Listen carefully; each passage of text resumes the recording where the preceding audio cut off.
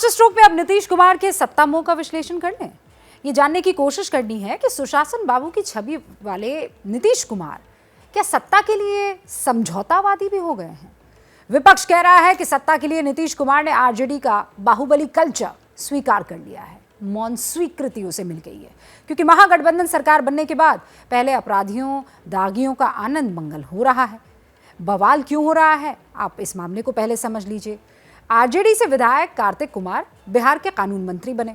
आप कहेंगे तो 16 अगस्त को उन्होंने शपथ ली। सुनिए, 16 अगस्त को जिस दिन वो शपथ ले रहे थे उस दिन उन्हें कोर्ट में सरेंडर करना था। क्यों? क्योंकि उन पर अपहरण का आरोप है।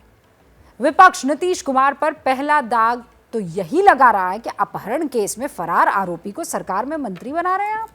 दूसरा दाग यह है कि उनके राज में बाहुबलियों का आनंद मंगल हो रहा है। आनंद, इस पर गौर कीजिए। बाहुबली आनंद मोहन 11 अगस्त को एक वारंट की तामील के लिए वो पटना लाए गए थे। आनंद मोहन 11 अगस्त को अपने बेटे आरजेडी विधायक चेतन आनंद के घर पर जाते हैं। 13 अगस्त को खगड़िया के सर्किट हाउस में आनंद मोहन के रुकने की पुष्टि होती है, वो वहां रुकते हैं। जांच में यह भी पता लगता है कि वो खगड़िया के आरजेडी ऑफिस भी जाते हैं। आनंद मोहन गोपालगंज के डीएम की हत्या मामले में उम्र कैद की सजा काट रहे हैं। इन दोनों मामलों पर सुशासन बाबू घिर गए हैं। विपक्ष इन दो घटनाओं के हवाले से ये कह रहा है कि नीतीश की जैसी संगत वैसी रंगत हो रही है। जंगल राज धीरे धीरे नहीं, बहुत तेजी से लौट रहा है।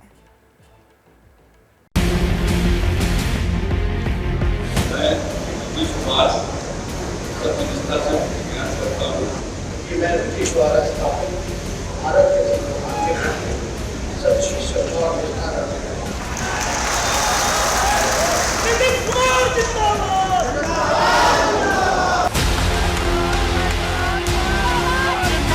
नीतीश कुमार ने 2005 में जब दूसरी बार शपथ ली तो पूछा गया कि आपकी 3 प्राथमिकताएं क्या होंगी।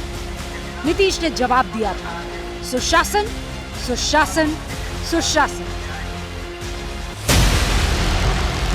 बिहार की अराजकता की कलम से अपहरण, लूट, डकैती का अर्थशास्त्र लिखने वाले अपराधियों पर लगाम लगाकर सुशासन बाबू की जो छवि नीतीश कुमार ने अर्जित की थी, आज उसी पर सवाल है। मेरे प्रदेश बिहार में अपहरण, खौफ और वसूली का राज आ गया।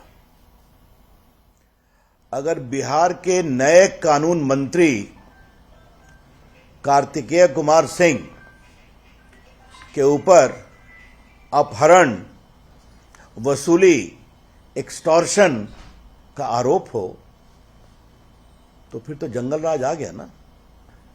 नीतीश जी, मैं आपको एक प्रकार से बेचारा देख रहा हूं। विपक्ष नीतीश कुमार की बेचारगी वाली तस्वीर खींच रहा है तो इस तस्वीर के चलते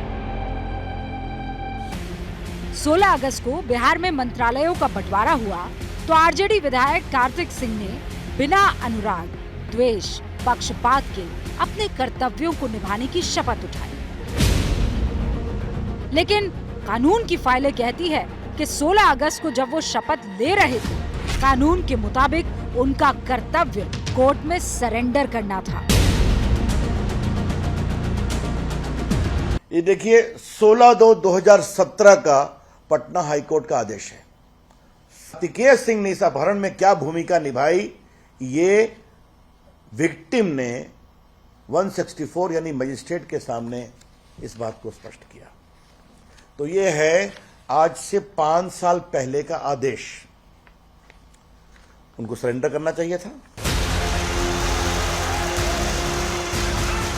जिस दिन महागठबंधन की सरकार बनी तो ये कहा गया कि बिहार में बहार है, सीएम फिर नीतीश कुमार है। लेकिन हफ्ता बीतते बीतते विपक्ष कह रहा है बिहार में नीतीश कुमार है और अपराधियों की बहार है। साहब, आपने एक दुर्दांत अपराधी के राइट हैंड मैन को, जिसके ऊपर खुद कई अपहरण इत्यादि के क्रिमिनल केसेस हैं, उसको आपने मंत्री बनाया, फिर कानून मंत्री बना दी। ये बड़ी शर्म की बात है। ऐसा मुख्यमंत्री को शर्मिंदा होना चाहिए। लेकिन मुख्यमंत्री तो कह रहे हैं कि जानते ही नहीं है इस केस के बारे में। ये कदापि मैं नहीं मानता, एकदम कदापि विश्वास योग्य नहीं है। ये उसी क्षेत्र के हैं, ये अच्छी तरह से जानते हैं कि अनंत सिंह कितना बड़ा दुर्दांत अपराधी है। अनंत सिंह पहले उनके पार्टी में ही था, तुरंत ड्रॉप कर देना चाहिए, उसको जेल भेजना चाहिए। बिहार की राजनीति में सुशासन पर सवाल बड़ा राजनीतिक भूचाल है। विपक्ष ने कार्तिक सिंह की शपथ को मुद्दा बनाया तो आरजेडी ने भी स्पष्टीकरण का मंच सजाया। जीरो टॉलरेंस और कानून का राज बिहार में स्थापित है। साफ सीधा संदेश है, कानून तोड़े हुए कानून आपको बख्शेगा नहीं। कानून जिन पर अप्लाई कर रहा है स्वाभाविक तौर पर कार्रवाइयां होगी अगर साक्ष्य सामने आएंगे तो। कानून की नजर में फरार और बिहार की सरकार में मंत्रालय के हिस्सेदार कार्तिक सिंह ने खुद इस मामले पर सफाई पेश कर दी है। हल्फनामा में सारा चीज दिया जाता है, चुनाव आयोग से कुछ छुपाया नहीं जाता है। अब अपने आप को बेकसूर मानते हैं? एक बेकसूर मानते हैं हम। कभी देखिए केस होना नहीं होना वो अलग बात है, लेकिन उसको साबित करना अलग बात है। हम लोग कोई केस में अभी तक मतलब हमारे पास ऐसा नहीं है। कार्तिक सिंह पर अपहरण का आरोप है। 2014 में कार्तिक सिंह पर राजीव रंजन नाम के व्यक्ति का अपहरण करने का आरोप लगा। कोर्ट के संज्ञान पर यह मामला बीहटा थाना में दर्ज किया गया। कोर्ट ने कार्तिक सिंह को पेश होने का वारंट जारी किया। मामला यही नहीं रुका। गिरफ्तारी से बचने के लिए कार्तिक सिंह ने अग्रिम जमानत की याचिका और केस खारिज करने की अपील भी की। 2017 में कार्तिक सिंह ने हाईकोर्ट में अग्रिम जमानत याचिका दायर की। 16 फरवरी 2017 के आदेश में हाईकोर्ट ने कार्तिक की जमानत याचिका खारिज कर दी। उसके बाद कार्तिक सिंह ने केस रुकवाने की याचिका दायर की। वो याचिका भी हाईकोर्ट ने 7 जुलाई 2022 को खारिज कर दी। ये दोनों कॉपी हाईकोर्ट के उसी आदेश की है। इस मामले में कार्तिक सिंह की सफाई अपनी जगह है, लेकिन कानून के जानकार और अपहरण कांड में पीड़ित पक्ष के वकील क्या कहते हैं, सुनिए। 14/7/2022 को माननीय न्यायालय दानापुर ने कार्तिकेय कुमार के खिलाफ गिरफ्तारी का वारंट जारी किया है और उसके बाद उन्होंने उस कांड में अभी तक सरेंडर नहीं किया है। ये तो तय है कि वारंट न्यायालय द्वारा निर्गत किया गया है और पुलिस को भेजा गया है और वारंट एसएसपी पटना के माध्यम से भेजा गया है। संवैधानिक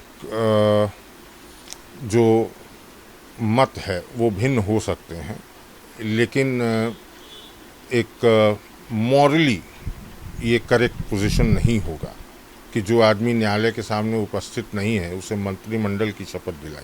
यानी अब भी वो फरार है एक तरीके से कहा जाए तो हाँ। कार्तिक की शपथ लेने वाली तस्वीर ही नीतीश कुमार की सुशासन पर सवाल नहीं बन गई है, बल्कि ये तस्वीरें भी हैं जिन्होंने सुशासन वाली छवि पर दाग लगा दिया है। बाहुबली आनंद मोहन गोपालगंज डीएम हत्याकांड में सहरसा जेल में उम्र कैद की सजा काट रहे हैं, लेकिन नीतीश के आरजेडी के साथ हाथ मिलाने के बाद सजा याफ्ता अपराधी सरकारी गेस्ट हाउस में माननीयों की तरह ठसक से ठहरे, लोगों से मिले भी, तस्वीरें भी खिंचवाई। वारंट जारी हुआ है सरकार की पे। नहीं, हमको नहीं पता, इसके बारे में जानकारी हमको भी नहीं। जब कोई ऐसी जानकारी होगी देखिए, ऐसी जानकारी अभी नहीं पता। सुशासन बाबू को इस बात की जानकारी नहीं है कि कानून मंत्री कानून हाथ में लिए शपथ ले रहे थे। आनंद मोहन की खबर जो अभी आपने देखी वो एबीपी न्यूज़ ने ही सबसे पहले चलाई थी। खबर का असर हुआ। इस मामले में जेलर मृत्युंजय कुमार के साथ 2 वार्डन सस्पेंड कर दिए गए। बहरहाल विपक्ष को नीतीश की सुशासन वाली छवि पर सवाल उठाने का मौका तो मिल गया है। 2005 में जब नीतीश सीएम बने थे तो अपराधियों पर एक्शन हुआ था। नीतीश कुमार ने 2005 से 2010 वाले कार्यकाल में बाहुबली शहाबुद्दीन को जेल भेज दिया। बाहुबली आनंद मोहन को गोपालगंज डीएम हत्याकांड में सजा हुई। मुन्ना शुक्ला को गोपालगंज डीएम हत्याकांड में सजा हुई। पप्पू यादव को सीपीआई-एमएल नेता अजीत सरकार हत्याकांड में सजा हुई। सुनील पांडे को एक डॉक्टर के अपहरण कांड में सजा हुई। पहले 5 साल में 52,000 अपराधियों पर केस चले और सजा मुकर्रर हुई। इसी वजह से उनकी सुशासन वाली छवि बनी ना। लेकिन तेजस्वी से हाथ मिलाने के बाद इस छवि पर सवाल उठने लगे हैं।